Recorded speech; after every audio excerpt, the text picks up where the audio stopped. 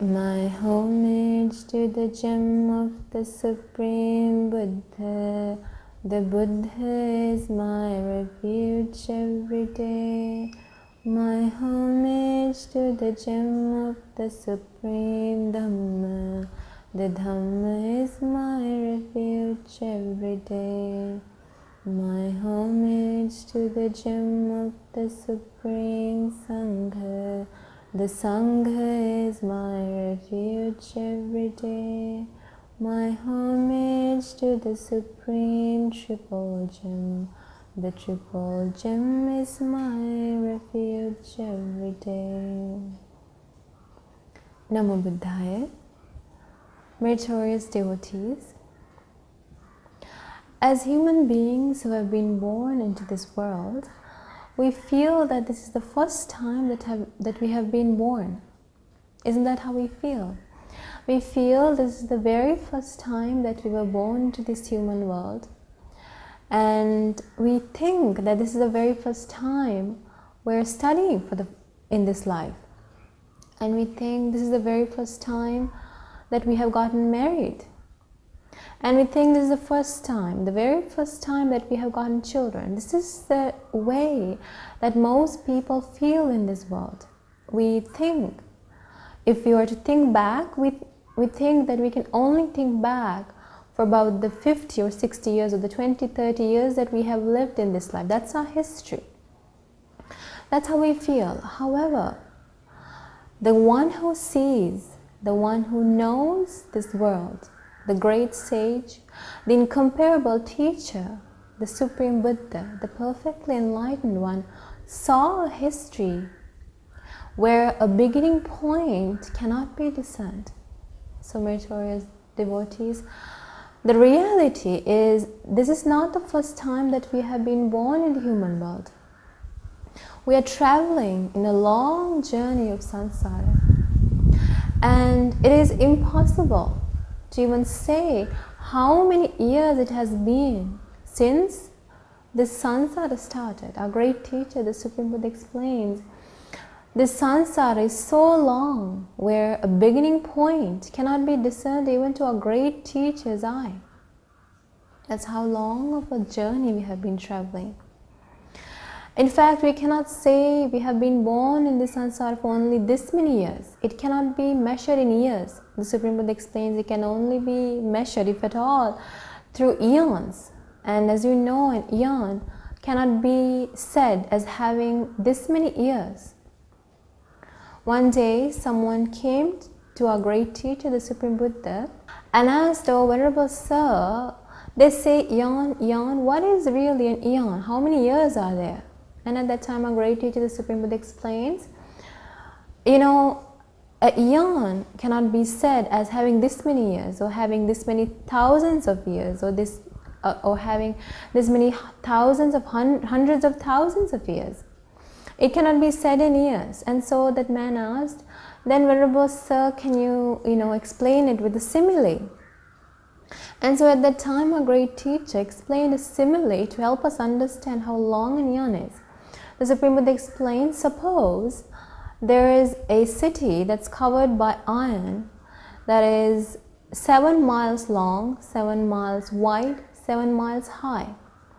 And within this area of space, there are mustard seeds that's filled in this space. And every 100 years, someone comes and takes a single mustard seed and takes it away. And the Supreme Buddha explains the amount of mustard seeds in that area of space will disappear. However, an eon will not end. That's how long of a time an eon is. And so you may think then we have lived in this samsara for maybe a couple of eons, or maybe 3-4 eons. But that's not true. Our great teacher, the Supreme Buddha, explains, once a certain Brahmin came and asked our great teacher, "Oh, Venerable Sir, how many eons have passed in this samsara?" And so our great teacher explains, "Brahmin, it cannot be said this many years have passed by. That's how that's how many eons that have passed by, that it is immeasurable. And so that Brahmin asked, then sir, can you explain it with a simile? And so a great teacher, the Supreme Buddha, explains, O Brahmin, imagine the point where the river Ganges originates from. And from that point onwards, imagine the point where the river Ganges joins the ocean. Now, in that distance of space, in that length, there's grains of sand in the sandbanks, in the river banks. And so a great teacher asked, can you count the number of grains of sand in the river bank of river Ganges?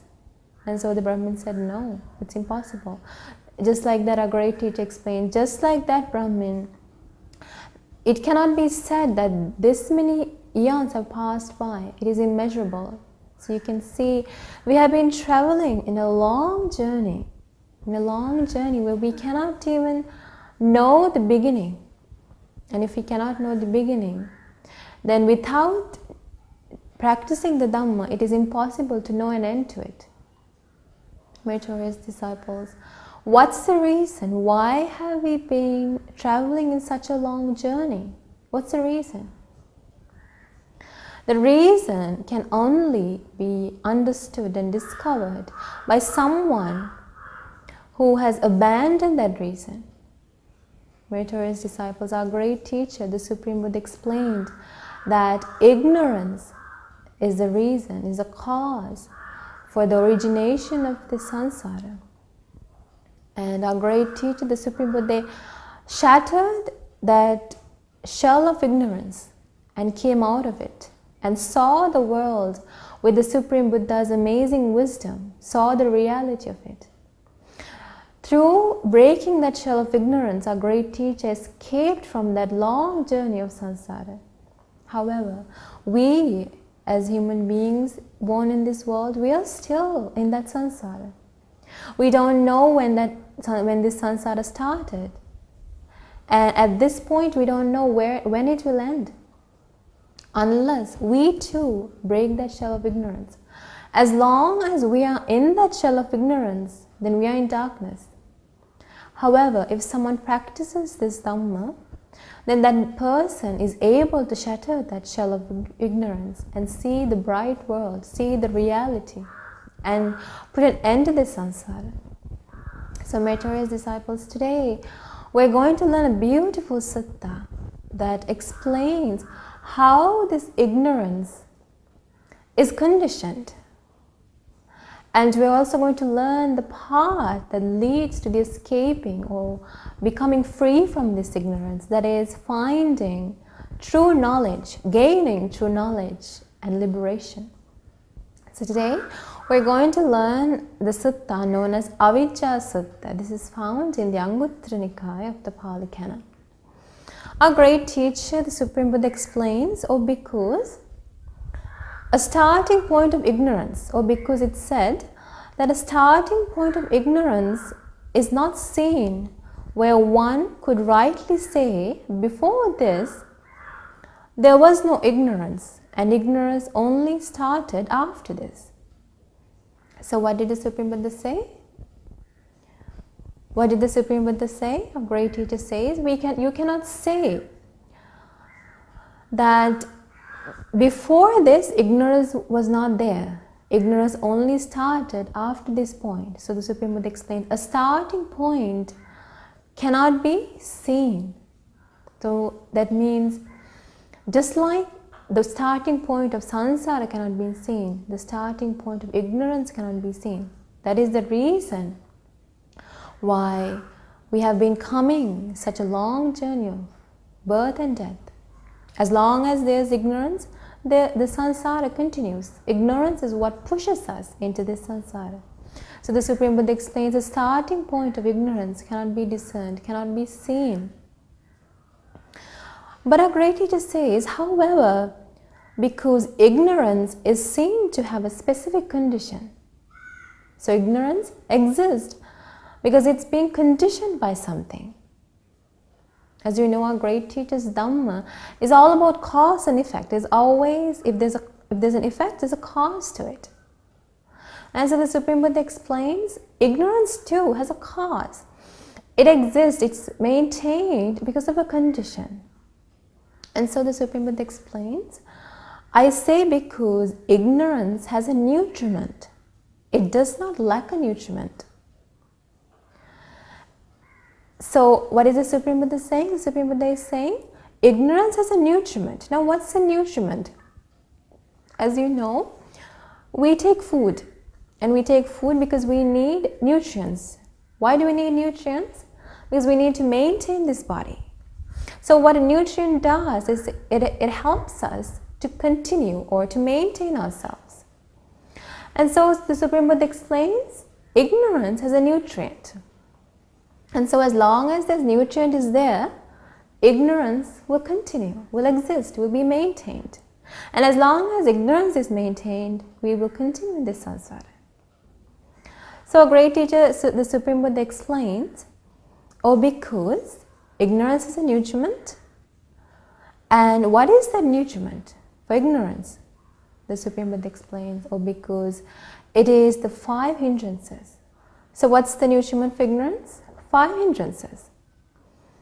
So as long as these 5 hindrances exist, ignorance will be conditioned. And so then it's important that we know what these 5 hindrances are. These 5 hindrances are what's making us go in the samsara. It's what's nutrifying. It's what's fueling ignorance. As long as we have ignorance, we'll never escape from this samsara. So, meritorious devotees, then it's important that we know what these 5 hindrances are. As you know, a hindrance means it's a block to something. And the Supreme Buddha explains, in Pali it's known as Nivarana. And what it means is it blocks the path, the way to Nibbana. That's what's meant by hindrance. What it does is it hinders the path to Nibbana. And the Supreme Buddha has explained what these 5 hindrances are. And I'm sure you know by now what they are. The first is sensual desires. As long as we're engaged in finding sensual pleasures, sensual desires, we're not going to think of a way of escaping from this samsara. We're not even thinking about the reality that we are actually traveling in this samsara. So what sensual desire does is it blocks the path to finding Nibbana. And then the Supreme Buddha explains ill will. Ill will is the second hindrance that blocks us from attaining Nibbana. When we have ill will in our mind, when we're angry, when we're in hatred, when we are feeling hatred, when we feel resentful, then what it does is it's a block to us. What it does is it blocks us from traveling the path to Nibbana. It hinders the path. And then the third is, the Supreme Buddha explains, dullness and drowsiness. When our mind is dull, when we feel drowsy, we don't feel like reading the Dhamma, we don't feel like practicing the Dhamma.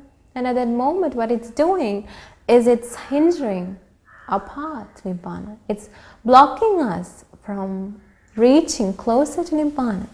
That's what these hindrances do. And then the Supreme Buddha explains regret and remorse is also a hindrance that nutrifies ignorance. And finally, our great teacher, the Supreme Buddha, explains doubt. Skeptical doubt is also a hindrance. And what skeptical doubt is you doubt whether this will work or not. Is what the Supreme Buddha has said true? Is it really, is it actually true? And is it actually possible to do this? So you doubt whether this path is right or wrong. You're in doubt. You don't have confidence in the Supreme Buddha or the Dhamma or the Sangha. You don't have confidence in the training. You don't have confidence in the path. That's doubt. So the Supreme Buddha explains, when you're in doubt, then you're hindering yourself. You're blocking yourself from reaching close to Nibbana. So the Supreme Buddha explains then these 5 hindrances is what nutrifies or fuels the maintenance of ignorance. And so then you must realize that once we know this, if we want to eradicate or abandon ignorance, then what must we do? We must abandon, completely eradicate these 5 hindrances. And then our great teacher, the Supreme Buddha, explains, because these 5 hindrances are also fueled by something. It also has a nutriment. It does not lack a nutriment. So the 5 hindrances are also fueled by something. It's also conditioned by something. And the Supreme Buddha explains, bhikkhus, what is the nutriment for these 5 hindrances? The Blessed One explains, the nutriment for the existence, for the maintenance of these 5 hindrances is the 3 kinds of misconduct. What are they? Yes, physical, verbal, and mental misconduct. What is physical misconduct? If you kill living beings, if you hurt animals, if you kill human beings, that's physical misconduct. Or if you're stealing, engaging in sexual misconduct is physical misconduct. And verbal misconduct is lying, saying divisive speech, breaking other people apart, breaking people's friendships, and saying idle speech, that is things that are pointless, that are useless to neither yourself nor others. And saying harsh words that hurt other people's feelings, these are all considered verbal misconduct. And so if you do these things, what happens is it nutrifies, it fuels, it becomes a nutrient to the continuation of the 5 hindrances. And then the Supreme Buddha explains mental misconduct is also a nutrient to the continuation of the 5 hindrances. So what is mental misconduct? Mental misconduct is avijja. Avijja meaning desiring what belongs to other people, wanting things that other people have. If someone has a good reputation, then you long for that reputation. If someone has a good house, then you want that house. You want such a house. In this way, you desire what other people have. The Supreme Buddha explains that's a mental misconduct. And ill will, getting angry, resenting others, is also a mental misconduct. And the Supreme Buddha explains the wrong view is also considered mental misconduct. Wrong view means you don't have the right view in life. That means you don't accept the fact that there's results of giving. You don't accept the fact that there's results of being of service to others. You don't accept the fact that there are results of offering things to other people, making offerings to others. You don't accept the fact that there's something called good and bad actions. You don't believe the fact that there's someone special called a mother and a father in this world. You don't accept or believe the fact that there are certain recluses and Brahmins who have really understood the reality of life. So this is considered wrong view. So if you have wrong view, then it's considered mental misconduct, and what it does is it nutrifies, it becomes a nutrient for the continuation of the 5 hindrances. And then our great teacher, the Supreme Buddha, explains, bhikkhus, these 3 kinds of misconduct also has a nutriment. It does not lack a nutriment. So you can see all these are conditioned by things. This is why our great teacher's Dhamma is all cause and effect. When the cause is there, the effect exists. And when the cause ceases to exist, that means when the cause is no longer there, then the effect is not there. So the Supreme Buddha explains the 3 kinds of misconduct also has a nutriment. And so what is that nutriment? The Supreme Buddha explains unrestraining of sense faculties. What's the nutriment? What's the nutriment for the 3 kinds of misconduct? Yes, the unrestraining of the sense faculties. What does that mean? As we know, a great teacher, the Supreme Buddha, always asks his disciples to restrain one's sense faculties. What are our sense faculties? The eyes, the ears, the nose, the tongue, the body and the mind. Those are the sense faculties. And so the Supreme Buddha explains you must restrain these sense faculties. That means you must guard the doors of the sense faculties. Meaning, if you see something with your eyes, for example, suppose you see a very handsome or pretty person, beautiful person, and upon seeing that person, if feelings of desire is aroused within you, then you have not restrained your sense faculties. Your sense faculties are unrestrained.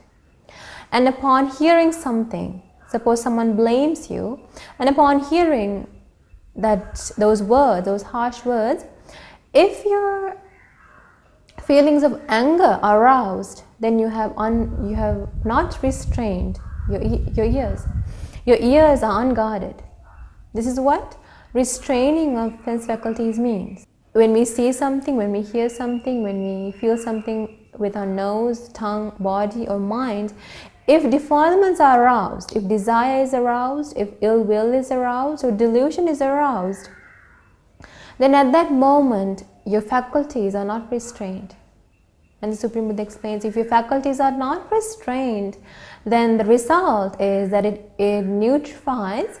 What does it nutrify? It neutrifies the three kinds of misconduct.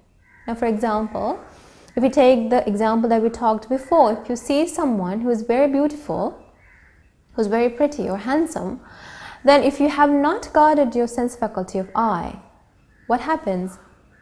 What happens is feelings of desire, feelings of lust are aroused within you. And now you want that person you saw. You want to be with that person you just saw. And if you cannot get the person, if you cannot be with that person the way you want, what people do is they engage in misconduct. Sometimes people kill each other to get to be with who they want to be with. Some people steal. Some people engage in sexual misconduct. Some people lie. In this way, you can see how the unrestrainment of the sense faculties lead to the three kinds of misconduct. So the Supreme Buddha explains, unrestraining of these sense faculties is what leads to the continuation of physical, verbal and mental misconduct. And then our great teacher, the Supreme Buddha explains, "Oh bhikkhus, I say that unrestrainment of these sense faculties also has a nutriment. It does not lack a nutriment. And what is the nutriment for the unrestraining of the sense faculties?" The Supreme Buddha explains, the nutriment is lack of mindfulness and clear comprehension. So what's the nutriment that fuels the unrestraining of the sense faculties? Lack of mindfulness and clear comprehension. Now you can see, when you see someone when you see someone who's very beautiful or pretty, if you're not mindful at that moment, if you're not mindful, if you do not know exactly what is happening, if you do not have a clear comprehension of reality, then what happens is your sense faculties become unrestrained. If you're not mindful of that moment, if you're not mindful, and if you do not clearly understand what's happening, then what happens is your faculties become unrestrained. So that's why the Supreme Buddha explains mindfulness is so important for a noble disciple to practice in his life. Being mindful all the time. The Supreme Buddha explains the nutriment for unrestraining of the sense faculties is the lack of mindfulness and clear comprehension. So if you lack mindfulness, if you lack clear comprehension, then what happens is automatically your sense faculties will be unrestrained. And then the Supreme Buddha explains this lack of mindfulness. Now in Pali this is known as asati asampajanya. And so the Supreme Buddha explains this lack of mindfulness and clear comprehension is also nutrified by something. It also has a fuel, it also has a condition. And the Supreme Buddha explains, so what is the nutriment for lack of mindfulness and clear comprehension? So why is it that you are not mindful? Why is it that you cannot clearly comprehend things? the Supreme Buddha explains the condition is unwise consideration. That's in Pali it's known as ayoniso manasikara. So what's the nutriment for lack of mindfulness and clear comprehension? Yes, ayoniso manasikara, unwise consideration. Now by now, I'm sure you know what ayoniso manasikara means. What is unwise consideration? Unwise consideration is not thinking in accordance with the Dhamma.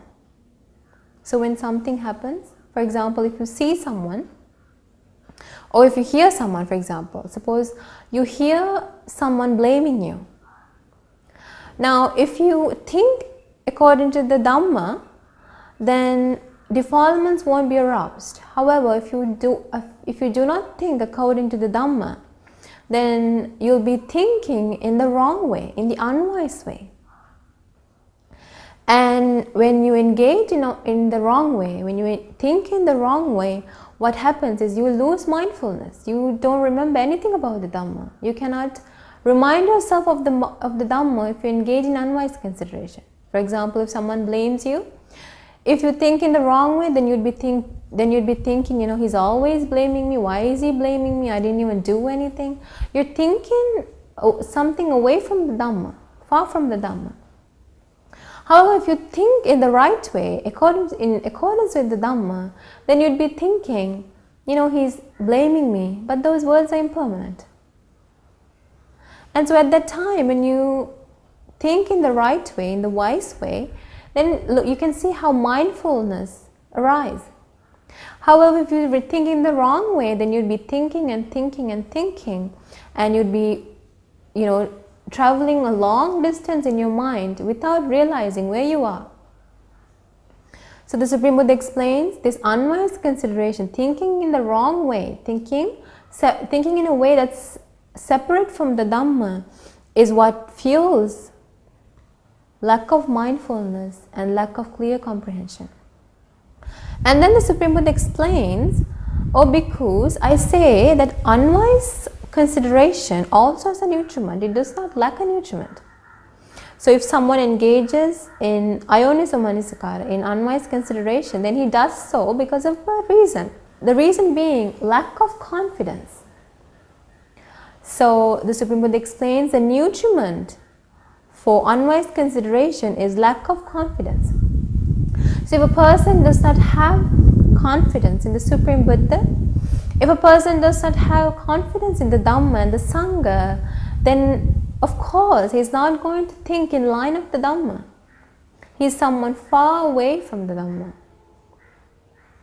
So the Supreme Buddha explains, lack of confidence is the condition for unwise consideration.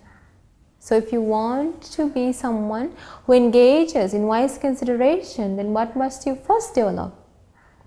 You must first develop confidence in the Buddha, Dhamma and the Sangha. You must have confidence in the knowledge of the Supreme Buddha. You must have confidence in the teaching of the Supreme Buddha. And you must have confidence in the Sangha.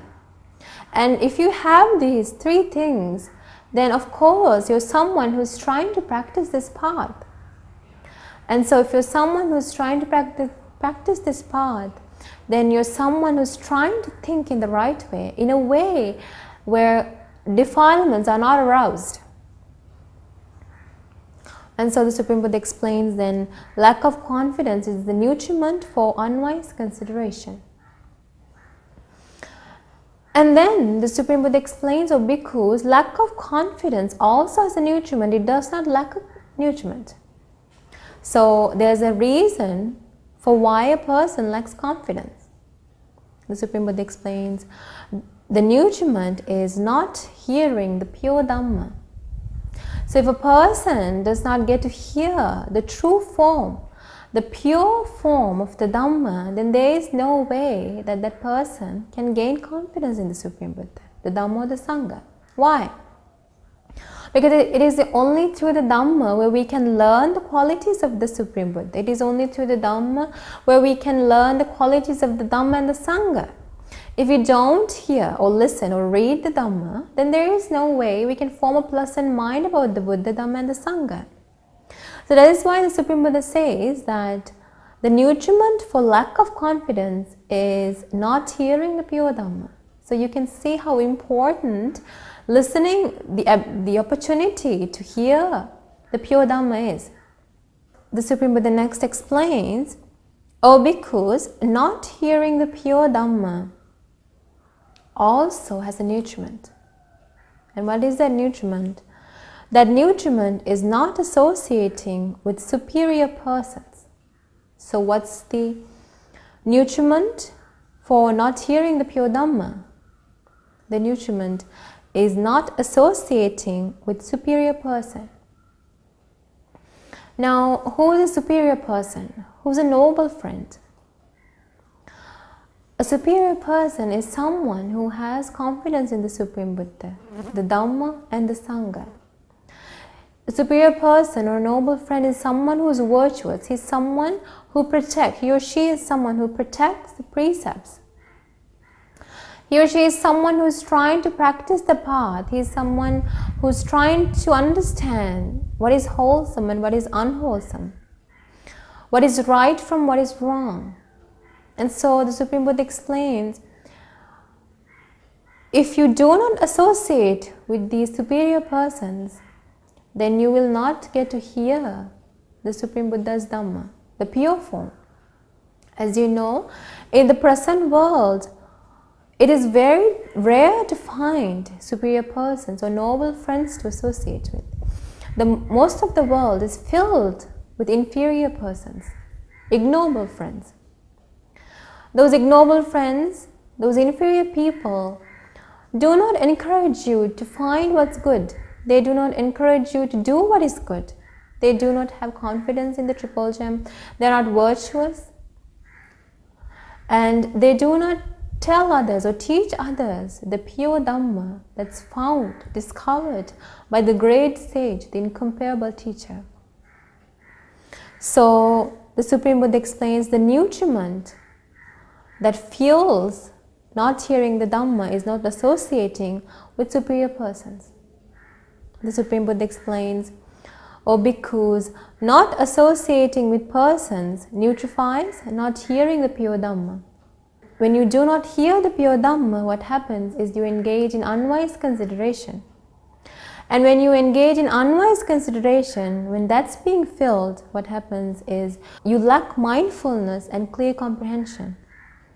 And when you lack mindfulness and clear comprehension, then your sense faculties become unrestrained. When your sense faculties become unrestrained, then you engage in physical or verbal and mental misconduct. And when you engage in physical, verbal and mental misconduct, you nutrify, you fuel, you condition the 5 hindrances.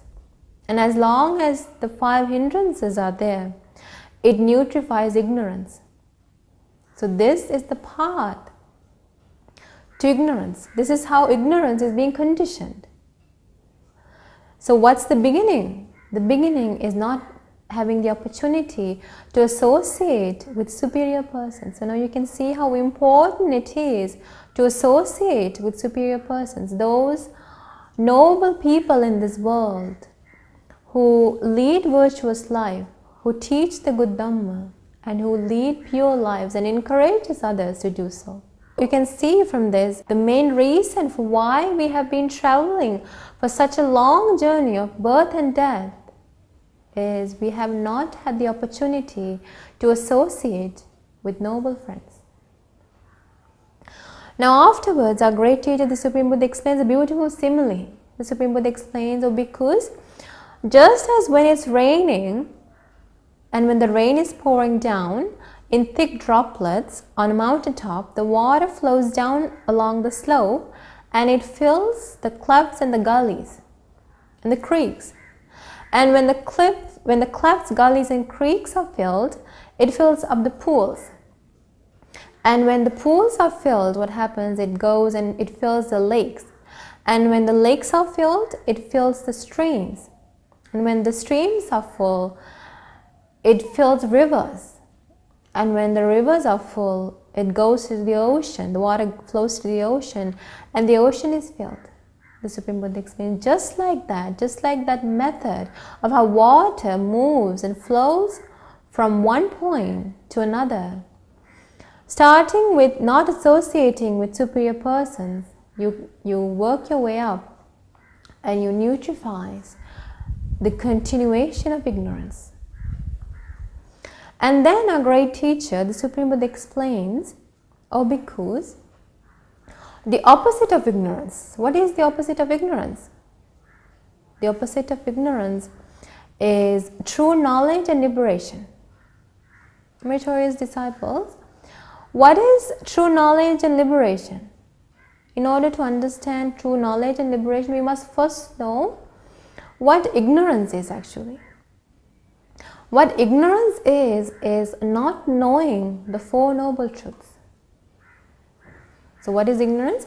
Not knowing the Four Noble Truths, not knowing that there is something called suffering in this world, not knowing that being reborn again and again is suffering, not knowing that falling sick is suffering, not knowing that having to die in this world is suffering, and not knowing the noble truth that there's a cause to this suffering, and not knowing that there's actually a way to be free from suffering. That is, there's a way, it is possible to reach Nibbana, the state of true happiness, and not knowing the fourth noble truth of the path leading to Nibbana, the Noble Eightfold Path. So not knowing these Four Noble Truths is what is ignorance. So then if we consider the first part, then ignorance, that is not knowing the Four Noble Truths, is neutrified. The first point is not associating with superior persons. So the reality then is that we have not understood the Four Noble Truths because we have not had the opportunity to associate with superior persons, those who teach the good Dhamma, those who lead lives in accordance to Dhamma. As a result of that, we did not hear the true Dhamma, and since we did not hear the true Dhamma, we didn't have confidence in the Supreme Buddha, Dhamma and the Sangha, and as a result what happens is we engaged in unwise consideration, we thought in the wrong way, and as a result of that we lacked mindfulness and clear comprehension, and as a result of that our sense faculties were not restrained, and because of that we engaged in physical, verbal and mental misconduct, and the 5 hindrances were neutrified, and as a result we were not able to realize the Four Noble Truths. So this is how. Now what you just learned is a reason why we travel such a long journey of samsara. Now this is a meritorious devotees, this you will only hear this through the Supreme Buddha. There is no one else in this world who has understood the cause of ignorance. Only the Supreme Buddha, our great teacher, understood this process step by step. And so next our great teacher, the Supreme Buddha, explains how can we break away from this shell of ignorance. So then how can we attain true knowledge and liberation? So meritorious disciples, our great teacher, the Supreme Buddha, then explains how we can break the shell of ignorance. How can we attain true knowledge and liberation? The Supreme Buddha explains, O bhikkhus, true knowledge and liberation also has a nutriment. It does not lack a nutriment. O bhikkhus, what's the nutriment for true knowledge and liberation? How can you understand the Four Noble Truths? How can you break the shell of ignorance? What nutrifies it? The Supreme Buddha explains, the 7 factors of enlightenment is the nutriment for true knowledge and liberation. So then, if you want to realize the Four Noble Truths and escape from this samsara and attain true knowledge and liberation. Now true knowledge means the understanding of the Four Noble Truths, and liberation is once we understand the Four Noble Truths, we become liberated from this samsara. That's what liberation is. So we become free from this samsara. So if you want to become free from this samsara, the Supreme Buddha explains, then the nutriment we must develop then is the 7 factors of enlightenment. Now in Pali, that's known as Saptabojjhanga. The Supreme Buddha explains, the 7 factors of enlightenment is enlightenment factor of mindfulness, enlightenment factor of investigation of Dhamma, the enlightenment factor of energy, the enlightenment factor of rapture, the enlightenment factor of tranquility, and the enlightenment factor of concentration, and the enlightenment factor of equanimity. So you must develop these 7 factors in order to gain true knowledge and liberation. And so here what Sati Sambojjhanga, meaning the enlightenment factor of mindfulness, means you're very mindful of this body. You're mindful. You become mindful of this body. You become mindful of your feelings. You become mindful of your mind, and you become mindful of the reality of this life, the Dhamma. And in this mindfulness, what happens is, the Supreme Buddha explains, Viveka Nisthitang. Now you have secluded yourself. That means you have now gotten rid of those 5 hindrances. Viveka Nisthitang, Viraga Nisthitang. And when you're mindful in this way, you have understood the impermanence and you no longer are attached to things. Nirodha Nisthitang, meaning cessation. You have now understood the reality of impermanence, and when you do not cling to these things, when you're not attached to them, you see yourself within you, you see how the attachments, those clingings are disappearing within you. And Vasagga Parinami, and you're now bent towards reaching Nibbana. And when you become mindful with those factors, what happens is it becomes the enlightenment factor of mindfulness. And when you are mindful, what happens is then you engage in the investigation of the Dhamma. And when you investigate the Dhamma, it becomes an enlightenment factor. And it becomes the enlightenment factor of investigation. And what happens is when you investigate the Dhamma, when you understand the Dhamma, you make an even more effort to practice the Dhamma. And that becomes the Virya Sambojjhanga, meaning the enlightenment factor of energy. And when you make this effort, when you increase your energy and you practice the Dhamma, when you try to abandon what is unwholesome and when you try to practice what is wholesome, what happens is you feel happiness, you feel rapture. And when you feel rapture, it becomes enlightenment factor. Enlightenment factor means it's a factor that helps you to understand the 4 Noble Truths. So, feeling this rapture becomes the enlightenment factor. And when you feel rapture, when you feel this happiness, with this joy, what happens is your body and mind become very calm. This is known as Passaddhi Sambojjhanga, the enlightenment factor of tranquility. So your mind and body becomes very tranquil. Now by this point, now remember, Viveka Nisthitang, you are now secluded, you're in seclusion, you're away from the 5 hindrances. Viraga Nisthitang, you have dispassion within you, you do not have passion and craving for things. Nirodha Nisthitang, you now see within yourself how that passion is disappearing within you and you're bent towards attaining Nibbana. And with those factors, when you feel your body and mind calming, what happens is your mind becomes easily concentrated, and that's the Samadhi Sambojjhanga, meaning the enlightenment factor of concentration. And when you gain this concentration, the Supreme Buddha explains, without clinging, without attaching yourself to pleasure or displeasure, you feel equanimous. Your mind is now very stable, it's very neutral. It's neither aroused by pleasure or pain, it's very neutral. This is now we're talking about a very high level of the mind. And when you have attained the 7th enlightenment factor of equanimity, the The Supreme Buddha explains, once you have all of these 7, then you're now nutrifying. You now have the nutriment that fuels true knowledge and liberation. Then the Supreme Buddha explains, because these 7 factors of enlightenment also has a nutriment. What is that nutriment? The Supreme Buddha explains, mindfulness.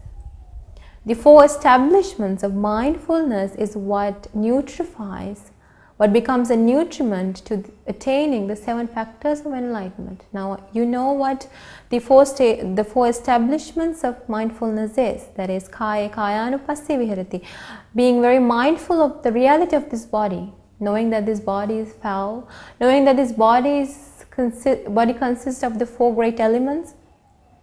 So, knowing the reality of this body and being mindful about this body. And the Supreme Buddha explains, knowing, being mindful of the feelings, that's known as Vedananupassana, being mindful of feelings. And then the Supreme Buddha explains Chittanupassana, meaning being mindful of the mind. And the final is Dhammanupassana, being mindful of the Dhamma, the reality. And then the Supreme Buddha explains, because mindfulness also has a nutriment. And the nutriment is the 3 kinds of good conduct. So, engaging in physical, verbal, and mental good conduct, pure conduct, is what allows you to be mindful. So, if you're someone who refrains from killing living beings, if you're someone who does not steal, who do not engage in sexual misconduct, if you're someone who does not lie, break people's friendships by saying divisive speech, if you do not say idle speech, if you do not say harsh words, or if you do not have mental misconduct, that means you don't get angry, you have the right view in life, you know that there's results of karma, you know that there are certain recluses and Brahmins who have understood the reality of this world, you know there's a special person known as a mother and a father in this world. If you have the right view in life, that is considered the 3 kinds of good conduct. And only if you have this pure conduct can you develop mindfulness. So no matter how much you try to develop mindfulness, if you do not have a pure conduct, then you cannot develop mindfulness. Then the Supreme Buddha explains, the nutriment for the 3 kinds of good conduct is the restraining of the sense faculties. So only a person who restrains one's sense faculties can develop good conduct. And then the Supreme Buddha explains, the nutriment for restraining the sense faculties is being mindful and clearly understanding things as it is. And then the Supreme Buddha explains, the nutriment for mindfulness and clear comprehension is wise consideration, that is, thinking in accordance with the Dhamma, thinking in line with the Dhamma. That's known as Yoniso Manasikara. So only if you engage in Yoniso Manasikara can you be mindful and clearly comprehend things. And then the Supreme Buddha explains, because there is a nutriment for wise consideration, and that nutriment is confidence in the Supreme Buddha, the Dhamma and the Sangha. So you will only engage in wise consideration if you have confidence in the Buddha, Dhamma and the Sangha. If you do not have confidence, you will not engage in wise consideration. Then the Supreme Buddha explains, because confidence, I say, is also nutrified by something. It also has a condition. It does not lack a condition. And that condition is hearing the pure Dhamma. When you hear the pure Dhamma, what happens is you gain confidence in the Supreme Buddha, the Dhamma and the Sangha. When you hear about the reality of this life, when you hear about the reality of this body, when you hear that these things are impermanent, and when you understand it, what happens is you gain confidence in the Buddha. You gain confidence in the Buddha's knowledge. You get confidence in the Dhamma and the Sangha. And then the Supreme Buddha explains, because hearing pure Dhamma also has a nutriment. It does not lack a nutriment. And that is, the nutriment for hearing the good Dhamma is association with superior persons. That is, Sappurisa association. Sappurisa means superior persons. Those who have confidence in the Buddha, Dhamma and the Sangha. Those who have gratitude towards others. those who try to be virtuous and practice the good Dhamma, and those who teach the good Dhamma to others. So when you associate with superior persons, noble friends, then you get to hear the good Dhamma. When you get to hear the good Dhamma, you get confidence in the Noble Triple Gem. When you get confidence in the Noble Triple Gem, you engage in wise consideration. When you engage in wise consideration, you become mindful and clearly comprehend things. And when you're mindful and when you clearly comprehend things, your sense faculties are now restrained and you become mindful. Mindfulness, the 4 establishments of mindfulness becomes developed within you. And once you develop the 4 establishments of mindfulness, then what happens is it becomes the nutriment for the arising of the 7 factors of enlightenment. And once you develop the 7 factors of enlightenment, it becomes the nutriment for gaining true knowledge and liberation. You escape from this samsara forever. Now, where did you start? You started with associating with noble friends, associating with superior persons, meritorious devotees. You can see how significant, how amazing the opportunity to associate with noble friends are. That is why we must make use of this opportunity. It's very rare to have the opportunity to associate with noble friends. So once you have gained that association, you must make sure you continue it. Because associating with Kalyana Mittas, Sappurisa persons, will allow you to escape from this samsara. The Supreme Buddha explains, "O bhikkhus, it's just like this. Just as when rain pours down the mountain, it fills up creeks and gullies. And once those creeks and gullies are filled up, it fills up pools, lakes, and it fills up streams, and then it fills up rivers, and finally it fills up the ocean." Just like that, you start with the association with superior persons and you nutrify the next condition, and in this way you work yourself up and you end up attaining true knowledge and liberation. So, meritorious disciples, today we learned an amazing sutta. This is a eye-opener to a lot of people. Today we learned about how ignorance is conditioned, and we learned about how true knowledge and liberation can be conditioned. So now we have 2 parts. Do we want to continue to nutrify ignorance, or do we want to fuel true knowledge and liberation? You have 2 choices. If you choose to nutrify, fuel true knowledge and liberation, now you know the path.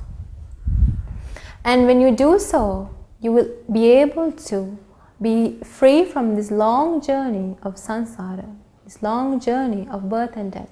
However, if you continue to nutrify ignorance, what will happen is you'll continue in this long journey of samsara.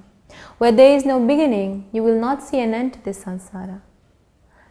So, meritorious disciples, today we learned something very important.